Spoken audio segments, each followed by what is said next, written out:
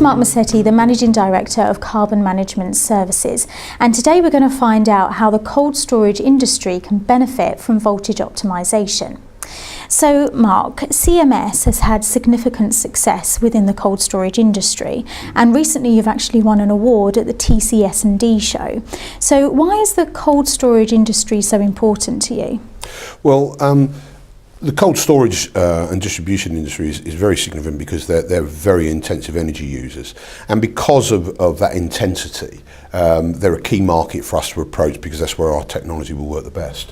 How does their intensity compare to other industries?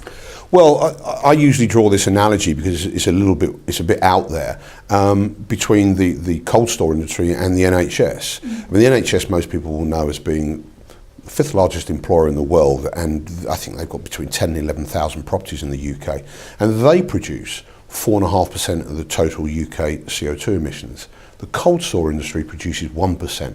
Now, most people not even aware of the cold store industry, so it shows you how intense they are. And at that level of energy consumption and emissions, it's a very, very significant market for us to be addressing.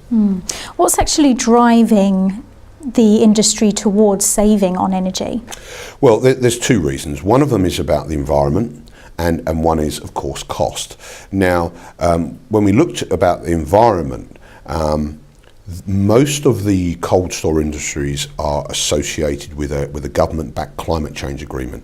And as you can see here on the computer screen, against the background of 2013, the industry, under what's known as an umbrella agreement, has agreed certain levels of energy reduction that they will achieve between now and 2019. And we're getting up to 11.7%. And that's just the industry as a whole. So what you're going to find is some people won't reduce much, therefore some have got to reduce a lot more.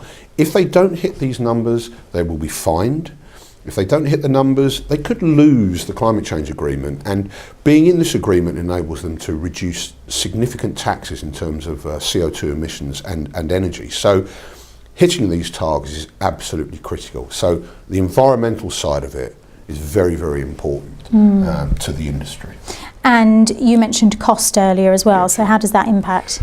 All businesses want to reduce cost. The cold store industry is very closely aligned to the retail industry, the supermarkets. Everyone's aware that there's a price war out there, and the retailers are going to look to save money where they can to reduce their prices.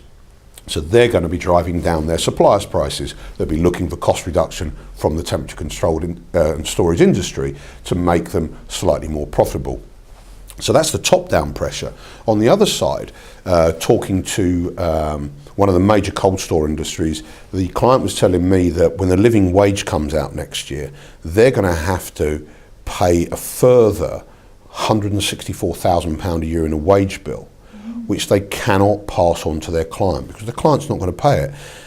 And they don't want to be seen to be employing people who are on a wage lower than the living wage. So they've got the upward pressure and the downward pressure from wages and from the client. They're being squeezed, and the obvious place to be able to deal with that is to reduce their energy costs, and that's what we're here to help them do. So thank you very much, Mark. Pleasure. Well, next time we're going to take a look at real case studies and also find out about some real savings that have been made. So click on the website below and subscribe to our videos and news updates. That's all for now. Bye-bye.